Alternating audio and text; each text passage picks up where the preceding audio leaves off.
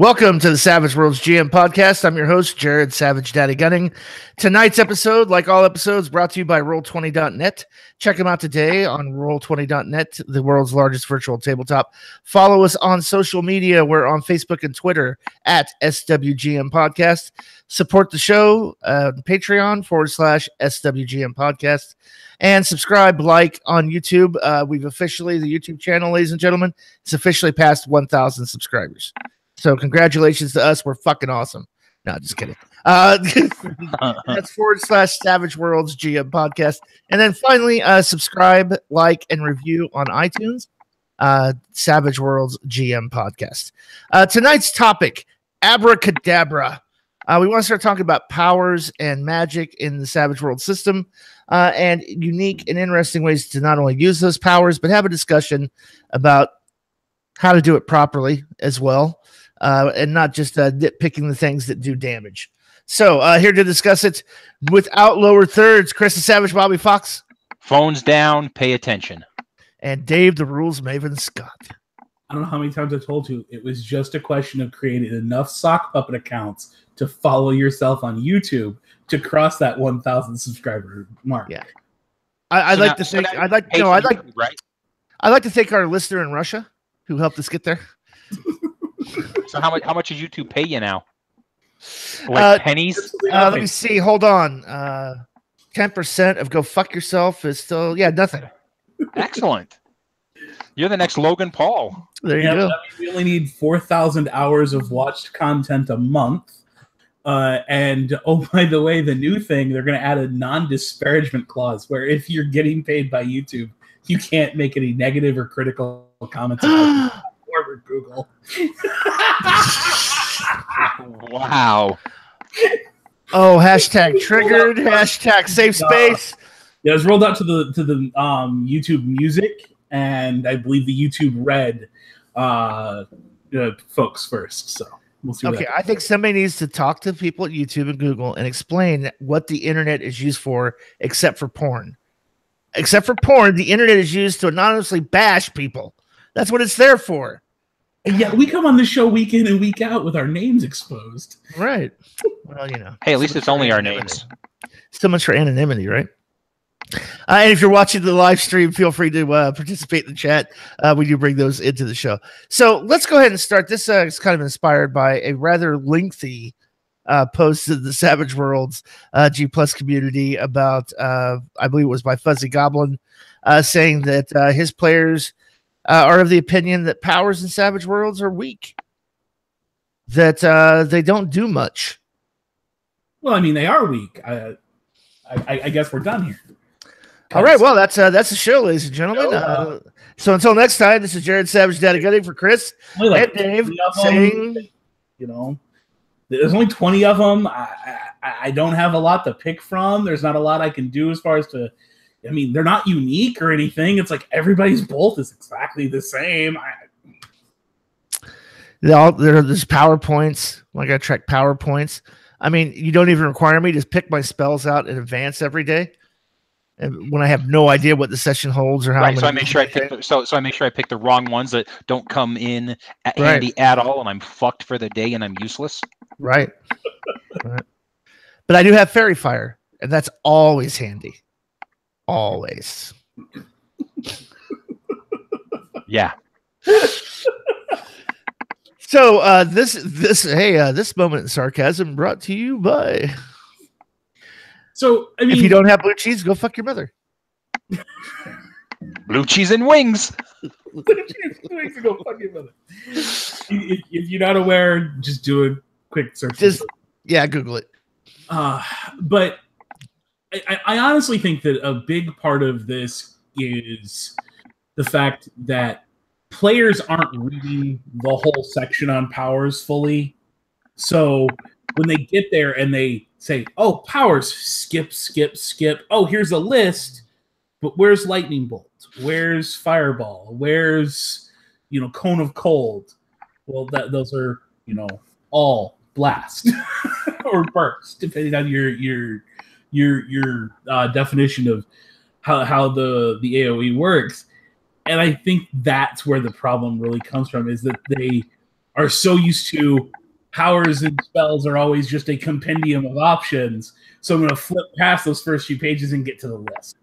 Right, and those first few pages, I mean, I'll be honest with you, for the longest time, I never really looked at those first few pages to know that, oh my God, if I trap it with fire, I can get X extra, or I can do extra things. And people, I think, go, like you said, they go right past that instead of looking at, okay, if I'm going to be, I'm going to be, we'll call the electric mage, and all my shit's going to have electricity. Well, go back a couple pages, look under electricity, and see how you can tweak those various powers using electricity. So they're not all the same. They're not weak. You can do different things with them.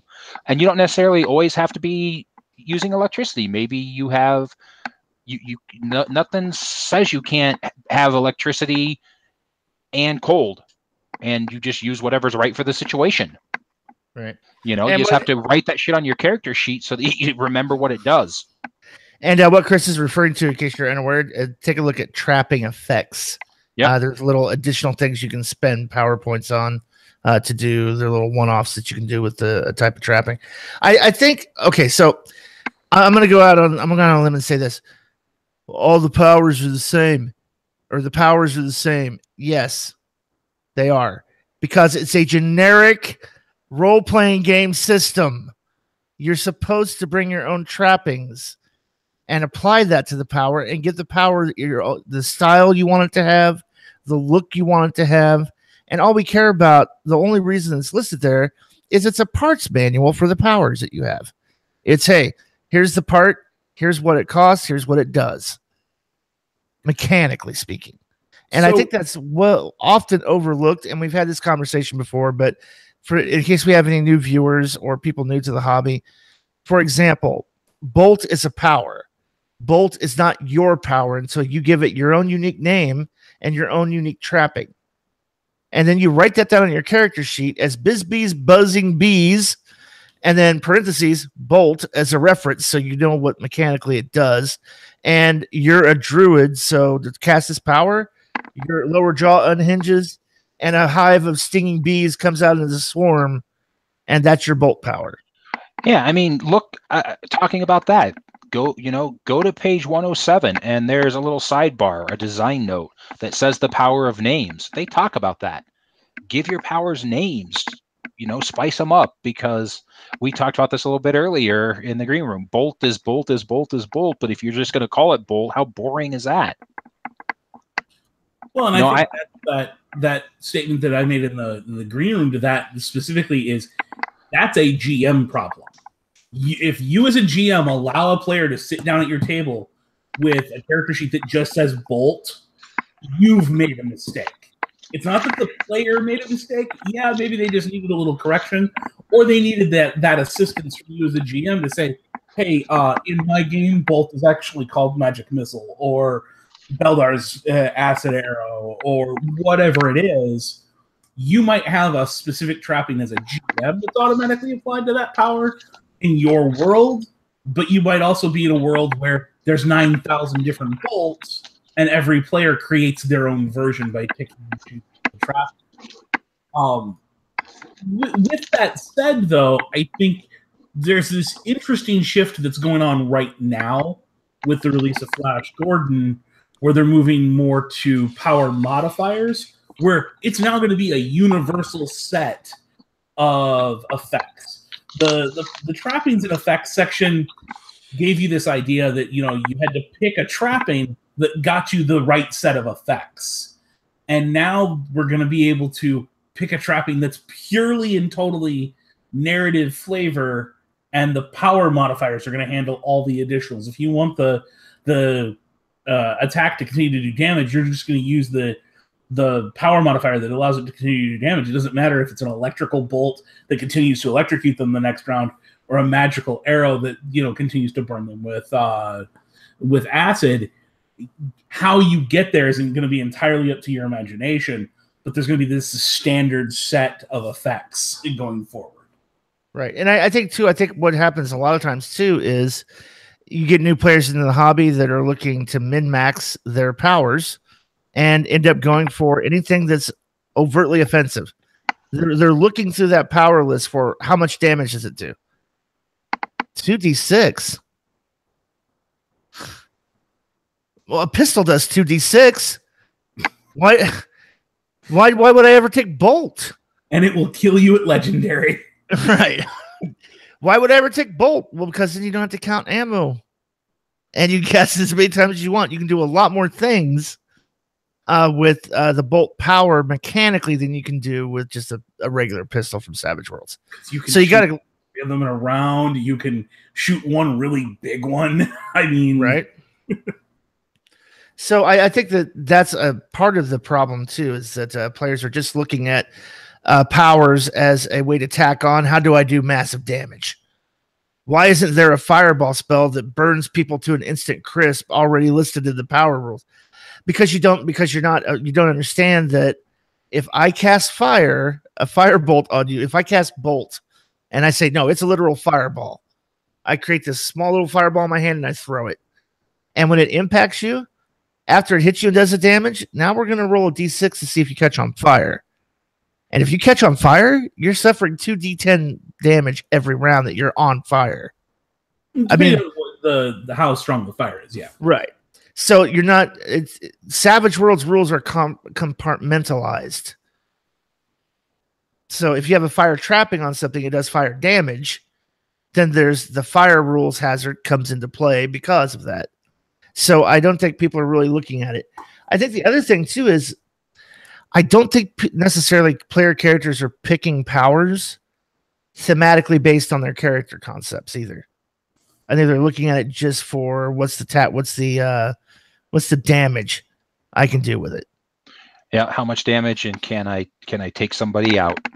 Right. Yeah. How effective is this choice I'm making for my character? How much power does it add to the character? Right. And I think they're also overlooking too that one of the things that's common to Savage Worlds is if you get a raise, there's added additional effects on raises when you roll an 8 on your spellcasting instead of a 4. And guess what? You got a stack of 5 bennies and you're a mage.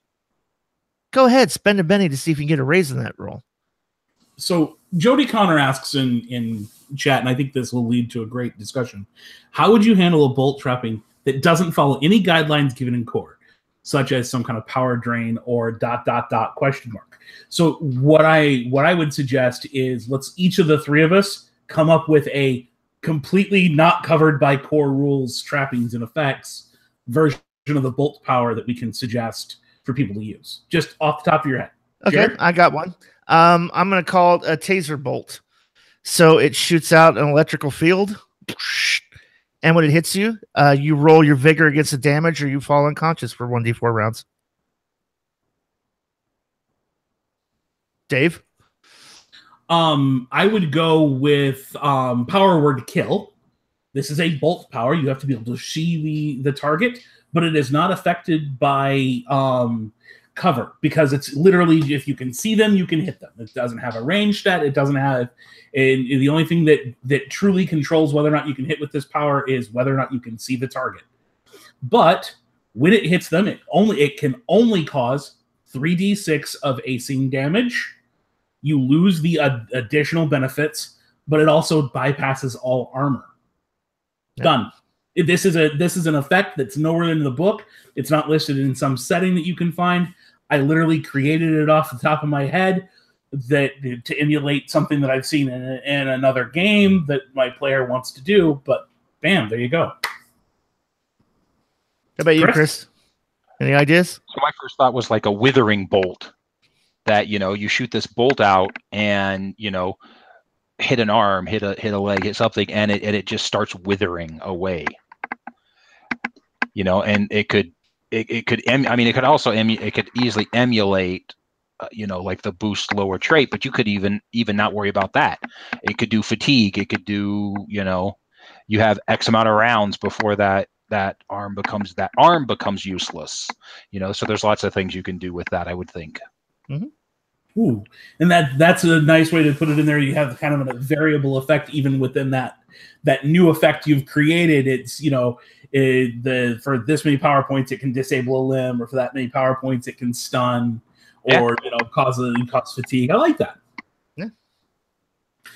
And again, I think this is where you're only limited by your ability to say, this is what I want it to do, and then to find a mechanical balance point. And here's the thing. If as a player, you have a cool idea what you want it to do, go to your GM and work with them to come up with a mechanical balance point. Tell them everything you want it to do and let them come up with the, okay, but you got to trade me this or that to bring it back down in power so that it's reasonable. Right. Make sure everything's balanced at the end of the day. But so we're talking concept a little bit earlier, like not necessarily playing something in concept. You could say, hey, you know what? I'm a necromancer and I want to take the soul drain power, but as a player, I'm only going to get my power points from soul drain. So I'm gonna cast soul drain every time I need to. I'm only use my power points to cast soul drain in order to take power points from another caster, or take power points in the form of pulling out your energy and then casting it to reanimate a corpse. There's interesting things that you can do, but you have to take a look at the power and consider, well, what am I going to do with this? And I know that this is one of the discussions in Tangle, came up as one of the powers in that discussion. It's a great power. It's very useful. Does it do any damage? No, not necessarily. But it keeps somebody from being able to take an action because now there's a vine or there's a sticky glue bomb. It's a spider web kind of thing where they can't break free out of it or take any action. Do you know what it's like to hit somebody who can't react? Well, I mean, the new states that are coming to Savage Worlds Black are going to give you things like the drop or bonuses to hit if the target's bound, or it's going to hurt. It's going to be pretty nasty. And all of a sudden, that entangle power just allowed, you throw out a few power points to entangle a foe with vines or creeping spider webs or the glue from a weird science device, and all of a sudden, the whole rest of your party literally one-shots that enemy. Yep. And as a GM, you could say, okay, well, he really can't defend it. Add +4 for the drop. Just logically speaking, as a GM, you're completely within the rules as a GM to make that determination. So, play on, rock on. Take a look at the powers and reconceptualize them. I think another thing too is we're not looking beyond how much damage does it do. In my book, at the end of the day, point for point, it's boost lower trait all day long. Some of the sorry, go ahead, Dave. I was going to say some of the changes coming in Flash Gordon might adjust that, but as of right now, I'm all on board. I will take boost lower trait over Puppet. It's simply more powerful. Yeah, and I think what people got to remember is what I said earlier before we started is that boost lower trait is not just attributes, it's skills, because skills and attributes are traits. So if you want to lower, you could lower somebody's shooting, you could lower somebody's agility, you could lower somebody's athletics, whatever. It works for both the attributes and the skills. Here's where it's really uber powerful. If I lower your vigor, guess what else happens? I also just lowered your toughness. Your toughness just dropped too. You lowered my toughness, you asshole. Yep. Well, you know what? I lowered your vigor, so you're going to roll poorly on soak rolls, and I lowered the toughness, meaning you're going to make more soak rolls because I'm going to be. Right. I lower your fight. I lower your fighting. Guess what happens to your parry? Thank you. So now imagine I do that round 1 on my turn. Choop. I lower your vigor. That lasts for 3 rounds. On round 2 on my turn, boop. I lower your parry. Now you're easier to hit and you take damage more quickly. I've never seen a player do it. I can't. Why not? The number of times we've talked about it, I can't. I haven't either. The number of times it's been said in the forums, it's been said on Google Plus, it's been said on Facebook. I've seen numerous other podcasts that talk about this. I've never once seen a player use boost lower trait to lower the parry, the vigor, the abilities of the opponent. Oh, you're facing off against a marksman that's going to kill your entire team. No. He suddenly has a 2 die type lower shooting. Yep. And the big thing too, it's not a touch spell. It's your smarts is the range. Yep. And that's in squares. So if I have a D10, I got 10 squares. I could just stand back in the fight, just start casting at people. Yep. And my Fighting McFighterssons up front. If I'm sitting back there, cast my Fighting McFighterssons are just now wailing on people. Or you lower the opponent that your strongest fighter is going up against while you're also boosting his fighting or boosting his vigor. I'm going to take this one level further. You add the inflame effect to lower trait vigor. I lower your trait for vigor, reducing your toughness, and I light your ass on fire with 1 power cast. Yeah, if it's a fire thing, yeah. But wait, hold on, Dave. Powers are weak. Powers are weak. If you're unimaginative, fuck they are. So, or if you're inexperienced with the system. I mean, I shouldn't just throw it out there that you have to be completely unimaginative. I mean, I honestly do get I came from a game system where I had more powers than I could memorize. I don't know what to pick, what's effective in this system. I get it. And 15 of them were just a bolt when you file off all the serial numbers and all the words. Well, let's talk about this too. Let's be fair to not only Savage Worlds but to D&D or any other gaming system.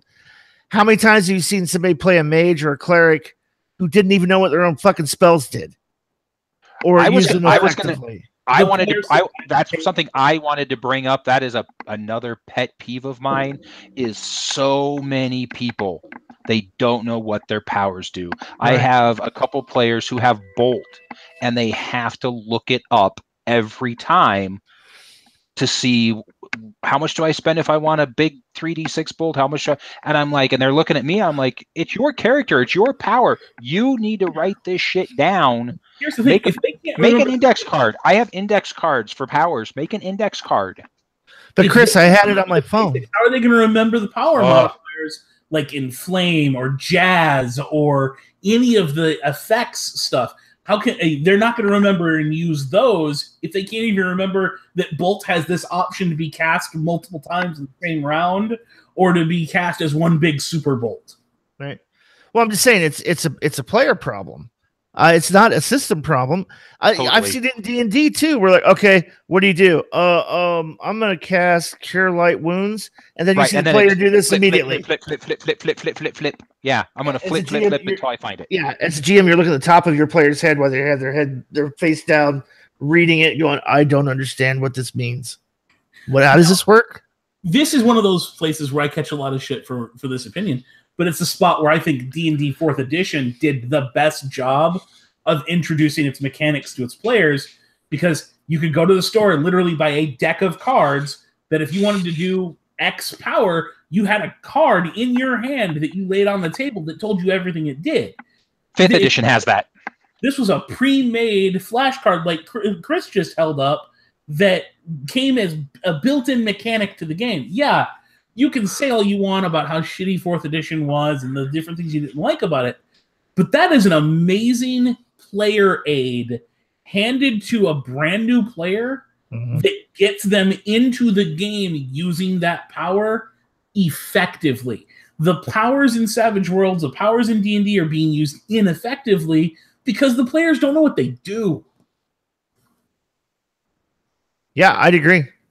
Here's the reaction your GM should have to you as a player. Would you go, I'm taking arcane background? Fuck. that should be your GM's almost reaction to, oh God, I've got somebody here who's actually going to start using powers. No, Holy what you tell them is you're not allowed to go to the book. You're gonna take an arcane background. Okay, write down your powers, write down what they are, and you're not allowed to go to the book. So you better know what they do. You better have written down a cheat sheet full of all of the effects that your trapping you chose has, the whole 9 yards. Here's what I want to. I mean, that sounds rough, but really, honestly, I mean, maybe that would make a person spend some time and read them and understand them and make a freaking, index card. Well, hey, the Shane Hensley countdown always works. You're gonna cast Bolt? Okay, go. 5, 4, 3, 2, 1. I didn't see you roll dice. Moving on. Your Bolt just fizzled. Sorry. And it cost you your power points. Moving right along. Points are gone. Okay. Oh yeah, because you were gonna cast it, but something happened. So yeah, spend those power points. Yeah, it's not free. It's not a free power because you didn't know what it does, and you can't you can't cast it in time. It's still gonna cost you.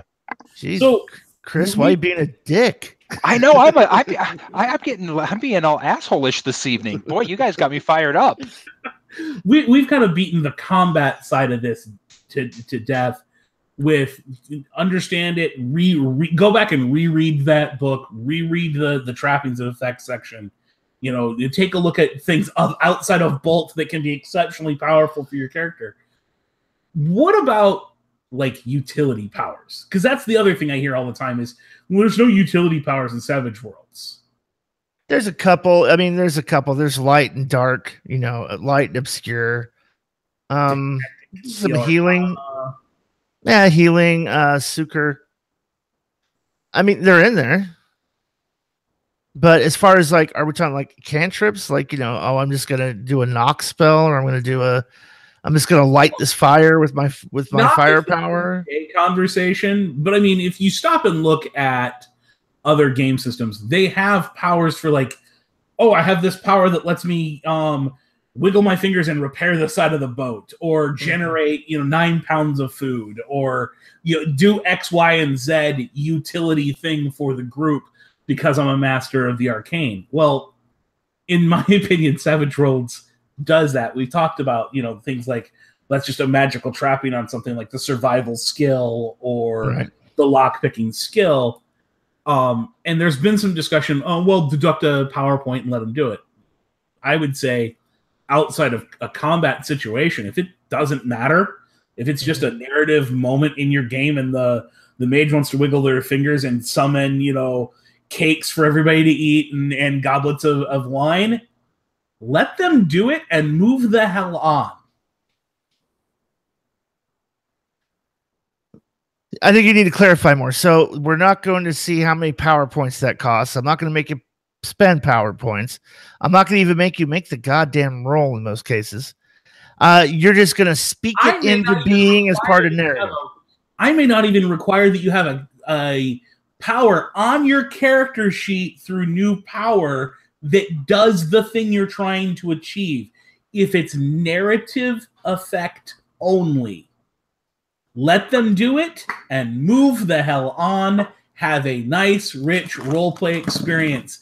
Stop worrying about, this is another discussion, but stop worrying about what the rules say about the other half of this game. The rule book only gets you 50% of the way towards what we do in our hobby. The other 50% is just a bunch of people sitting around a table telling a story that's interesting based on what those dice and rules said they could do. Yeah, I don't disagree. If there's no chance for failure, or failure isn't going to be interesting and move the story forward in an interesting way, and success is almost a given or a who gives a shit, to be more accurate. Like, oh, wait a minute, hold on a second. You're a wizard and you have a pipe and you're sitting by the campfire and you're gonna go like this, snap your fingers, and a flame is gonna dance off your index finger and you use it to light your pipe. Oh fuck no! Where's that power? Who gives a shit? Wait, you're a wizard and you want to suddenly blink from one side of the room to the other side of the room, pick up a book and blink back? That's absolutely what you did. Everyone looks at you in amazement, moving right along.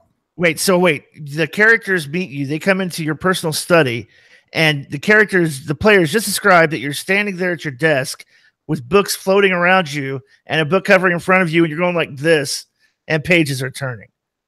And I, as a GM, go, whoa, whoa, whoa. Do you have the telekinesis power? Yeah, you got telekinesis. How many power points did you spend? Just let it fucking go. And I'm seeing, some people are like, well, it depends on the setting. No, it absolutely fucking doesn't. If your setting has arcane backgrounds, your setting has room for players to do narrative uses of their power regardless of the setting. The only way I would put any stipulation on this is if there's a case of a really bad negative on things like, weird science devices where the use of them can set off an explosion. Then we might have to discuss, whether or not it requires some dice rolls. But even then, it's only if the device is being used. If it's a weird scientist in his lab and he's got mechanisms and gears whirring everywhere and he's got a little arm that comes out and pulls things off of one shelf and hands them to him when he needs them, freebie. He doesn't need a gadget that does it. He doesn't need PowerPoint spent to arm it. He does nothing. It just automatically happens because it's the power fantasy of that character. Don't take away from what we're trying to achieve because you're no, I have to have my nose in the book and look up if it's allowed to do that. All right. Okay, so let's I'm going to expand that just a little bit further and talk about that in the scope where it may matter. So let's say we're doing a Fellowship of the Rings type thing where the party is traveling on foot through, tough terrain, and we're low on rations. And now I start to impose, start giving me thirst and hunger rolls. Now, but you've got a mage that has the greater healing power.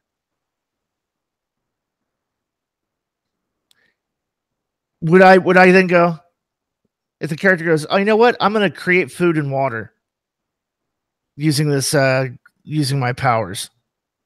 It's kind of greater healing. It's going to end up having the same effect at the end. If there's any fatigue that goes along with that, or Sucor, let's say they have Sucor, something a lot more simpler. They have Sucor, and they're like, no, I'm creating lambolus bread and all this stuff out of thin air. I'm conjuring it up and feeding the party. Yeah, as a GM, I'd let that go if we're talking about a 5-day trek where nothing else is happening other than you just trekking across and you've kind of got that power. If I feel that it's really necessary to have that survival moment have an impact on the game, I might say, okay, yes, you absolutely can do that. No one else has to give me a vigor check for the day, but you do because you've now used your power to help staunch off the effects of traveling through the bitter wilderness to create the shelter, to create the food and water. I think there's always room to determine what level of freebie you're giving them in this. I'm not saying carte blanche. Everybody gets to have little magical familiars that follow them around doing basic tasks in every setting. But if you're playing, say, a high fantasy setting, you absolutely walk into the study and there's a broom dusting the room automatically. But in a low magic setting, you walk in and there's a little vial off to one side that's distilling a potion. And no, I didn't make you spend any points for it. And when the player says, I reach over and grab the bloody blah potion that I've had distilling in my workshop for the last week, you absolutely do. It's a one-shot item that uses one of your powers later on in combat even. I don't care. Right. It's something that makes sense within the realm of what your character can do. Just let them do it. Yeah, I guess my thought on it is, I guess it depends on how relative and how meaningful do you want whatever X to be. Because my thought was, when you're saying that you can conjure food and water and not have to spend the PowerPoints and all that, if that's something that you want to have more oomph and more meaning, then maybe that's, you don't let him do that. I guess it all depends on what's the purpose in the game, and what are you trying to achieve by either allowing them to do that or not allowing them to do that. So kind of think about that as well. Like, where you're making them track how many pounds of food and water they're carrying on their back, then absolutely, when it comes time and the mage goes, well, I'm just going to, summon some food and water. Well, there's probably going to be some dice rolls there because everyone's been put to the test of actually tracking that encumbrance and things like that. But when that same mage then tries to light their pipe around the fire, that's absolutely a gimme. There's, again, it's a gradient system based on what's important in that scene. Right. Well, and let's use that example again. So we say you're going to be traveling for 5 days, and around day 3, you run out of food. Okay, so even if I had made them spend all of their power points, and I have no other encounter planned other than the next 2 days, you move on. How long is it going to take those power points to refresh? They're going to automatically. So why am I going to make you spend them? They're automatically going to refresh. It's to me, I understand what Dave is saying. It's use your best judgment, but it should be just like Savage Worlds will tell you, the GM section, don't call for a skill roll if the character is not under stress and they have all the time in the world to do it. It's the same thing that GMs would do all the time too. Give me a notice roll. Really? Why? And I think if you run out of food 2 days into a 5-day trip, that was just piss poor planning.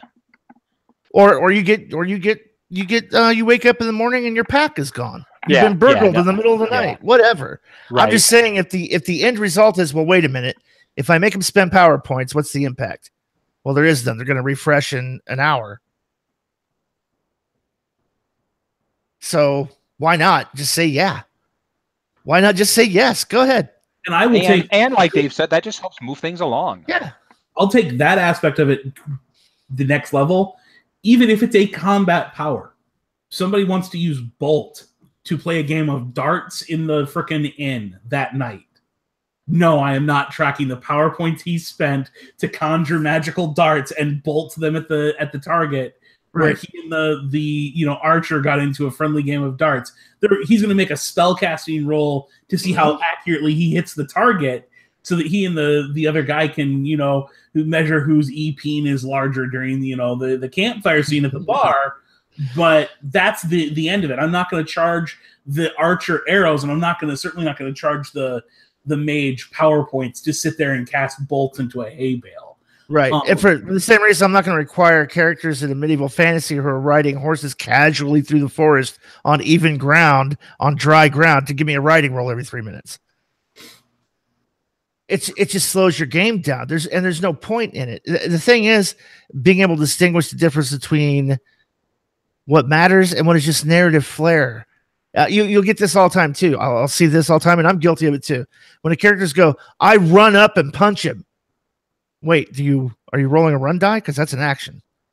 No, their narrative is saying it's just narrative language. I punch him in the jaw. Oh, so you're making a called shot head?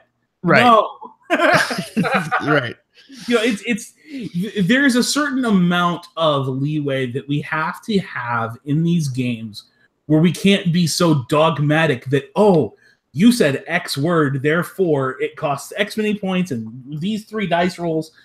No, put that shit aside and look at that GM section where it specifically tells you not to do these things. Look at all those suggestions from the creators on what not to do at your gaming table, and then apply that even to powers. Mm-hmm. And talking about non-combat powers being immensely powerful. Disguise, ladies and gentlemen. You hear this all the time. There's no disguise skill in Savage Worlds. Yeah, well, there's this thing called disguise power that does a pretty it makes you look identical to the thing you're trying, even if you're trying to do another race or look like something else completely. Yeah. Why don't we try that? Why don't we try on that disguise power? And it lasts for 10 minutes. And in game time. The other aspect of it, I don't pay attention to durations. Yeah, that's the other thing too. I will on a combat if it's rounds. I'll pay attention to it. Pay attention if it's rounds. Yeah, if I've got a player who wants to cast, Entangle, they can maintain it for as long as. Yeah, and my thing with durations is if I'm running the game, and my caster, huckster, whoever is casting that, and they're not keeping track of it, half the time I forget because I've got 8 zillion other things and I'm juggling 25 different things. So yeah, sometimes durations just get forgotten about, and not because I don't think they're important or I need to, I just I forget. The only thing I will make sure to pay attention to, since I run a lot of the no PowerPoints setting rule, is I will keep track of the number of powers that someone is got running and active at the same time, so that I know, oh yeah, so that's an additional -3 because you've got an entangle going here and a puppet going there and boost lower trait on the guy standing next to you. Okay, yeah, you're absolutely, you can do it all. You can keep it all going the entire combat. I'm not going to penalize you for it as far as power points or extra rolls or anything, but that -3 is going to kick your ass sooner or later. Well, let's talk about the obvious way you use boost lower trait, right? I'm a spellcaster. I got a D8 in spellcasting. I got this power called boost lower trait. I get a raise on that spellcasting roll. My spellcasting's a D12. Huh. Right. Yeah. That's all weak. It's all weak. Nothing useful. Nothing useful. Here, moving on. Nothing to see here. Move along. Confusion. Oh, well, that does a shaking. So let's talk about that for a second, right? And just in case anybody's playing the at-home drinking game, I'm not about to go on a tirade about the shaken rule. Calm down, Chris. Take a deep breath. Oh, thank God. I was about to have a fit. What I'm saying is, so even with it being you can unshake on a success, it's still forcing you to roll a success or spend a Benny. And that's if you're using the current rule. If you're using the new rules from frickin' Flash Gordon, confusion just became immensely powerful. Yeah. It distracts and creates vulnerability at the same time. That's huge. Now, if you're talking about GMs arming their players, give an NPC wizard confusion. And just boogity bam, boogity bam, boogity bam. And then, if nothing else, and I hate to say this because it sounds a little dickish, GM, it could become a Benny drain in a combat. If you've nothing else, it's a Benny drain on the player in a combat because, crap, I didn't roll a 4. Shaking. Here's my Benny. Here's my Benny. I'm down to 2. Now I'm down to 1 because I want to act. Now I'm down to none because I want to act. And then now I bring out the big gun and hit you for damage when you have no more Bennies to soak. It's fucking shaking tax. Mm-hmm. But I mean, and there's a lot that does that. Sleep has a similar effect on the game. The original version of the stun power has a similar effect on the game. There's so many different ways to achieve that. And you want to talk about a powerful thing to have as a power? Deflection. Yep.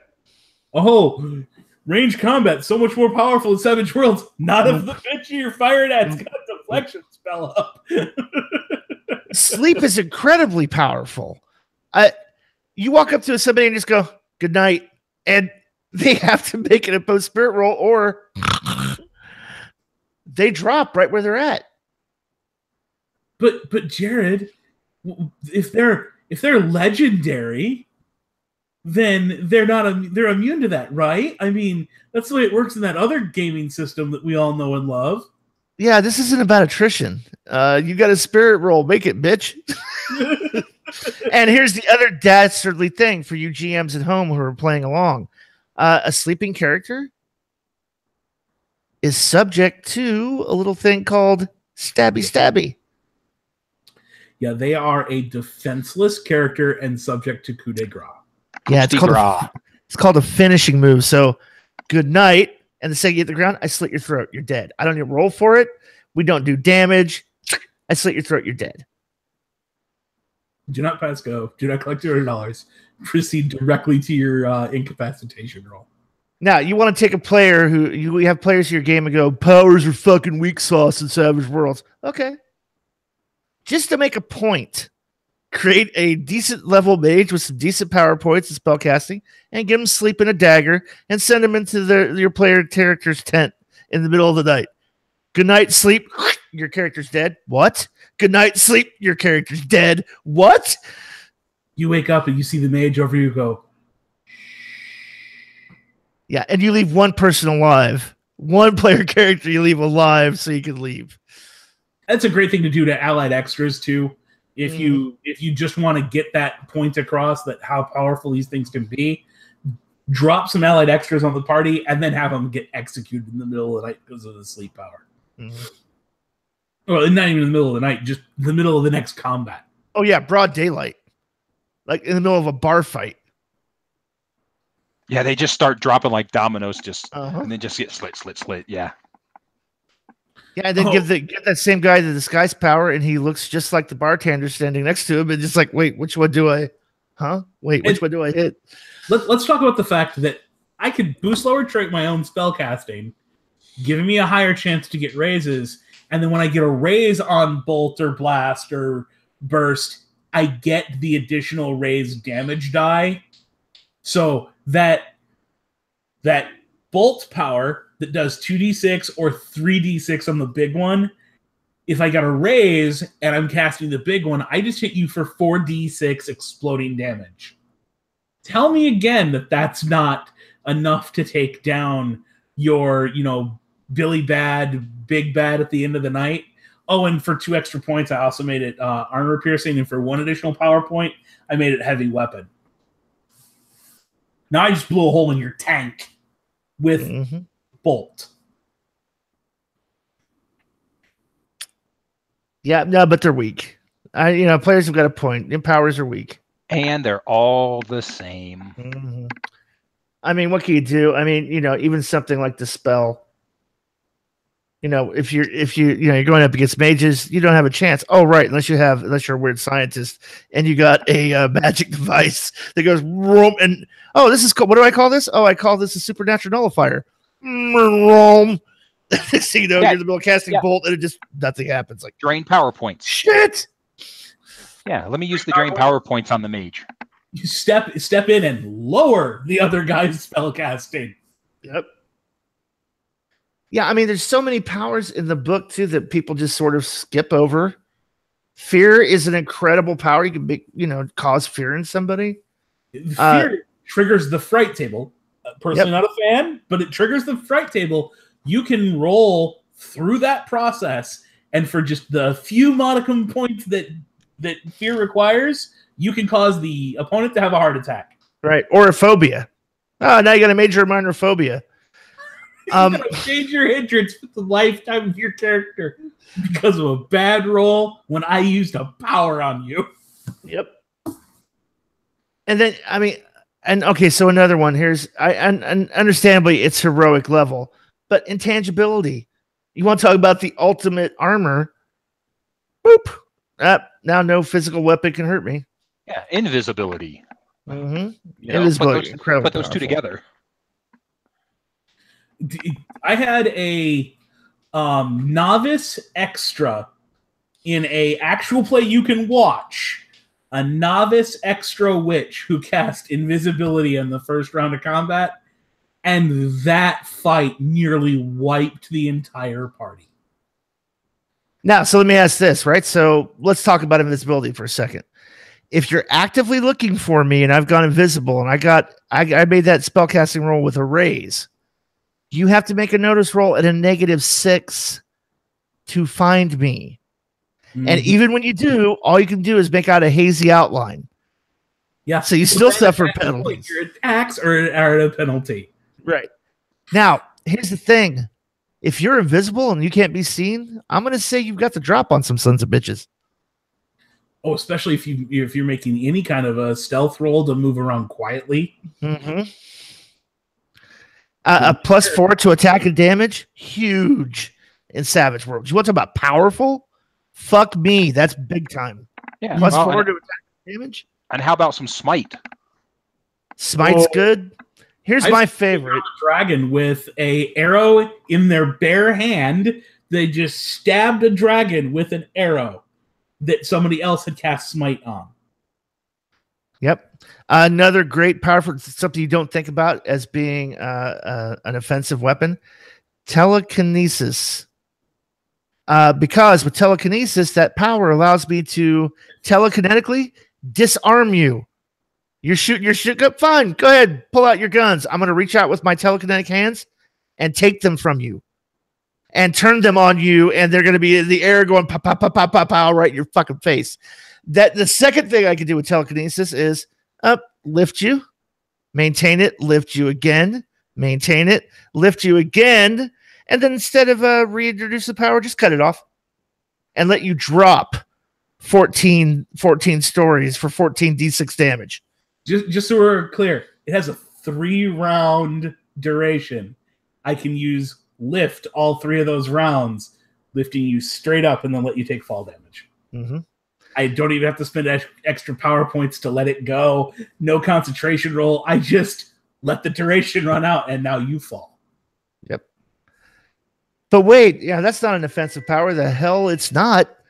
Holy shit. Talk about take teleport. Here's a great one, for example, right? Teleport. We're in New York City between 2 high-rise buildings that are, let's say, 10 feet apart. I teleport. I let you go mid-teleport and teleport to the other side, and your ass drops 10 stories. Ouch! And this is all just core. We're not even talking about stuff that's in like the Superpowers Companion, Necessary Evils version of powers, which is closer to Superpowers Companion 2.0, or, you know, some of the ways things are changing in Flash Gordon with the new states, like stun all of a sudden. Oh, I dropped the stun power on you, and you take no action. Your character is basically considered incapacitated until such a time as you make a vigor roll. And if you make the vigor roll, you recover shaken for a round.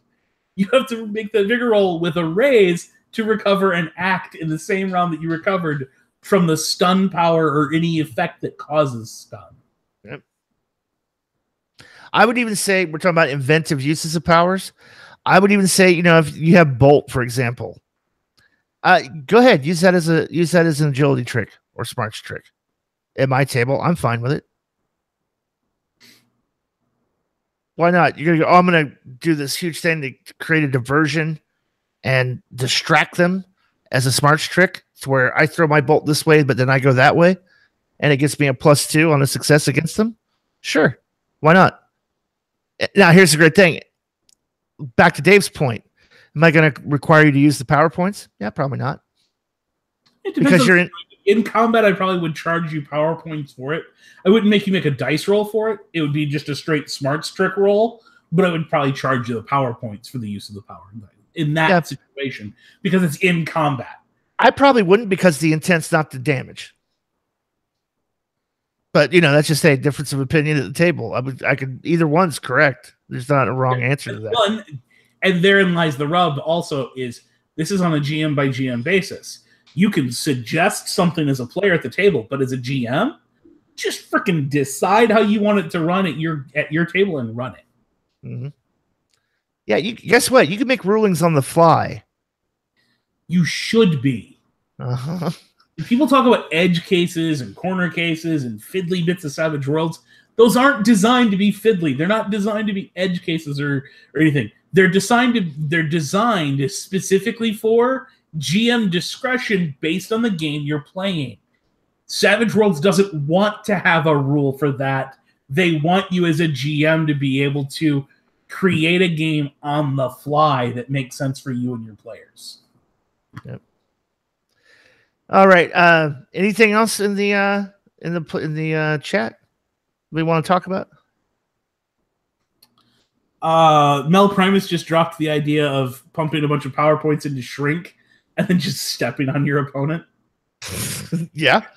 I mean, he's not wrong. I like it. I like it a lot. That's when the GM gets to go, damn it, Mel, why are you being such a dick? Well, I mean, it's an interesting situation of how much damage does that do? All of it. Yeah. Well, let's see. I'm going to treat the average size foot when you're 6 inches tall as a heavy tank moving at high speed, and I can apply collision damage to give you a shot and not being dead. Oh, let's not talk about collision damage. Oh. All right. Yeah, collision damage, that's another show. So on that note, last Friday. So on that note, until next time, this is Jared, Savage Daddy Gutting, for Chris, the Savage Mommy Fox, and Dave, the Rules Maven Scott, saying keep rolling and stay savage.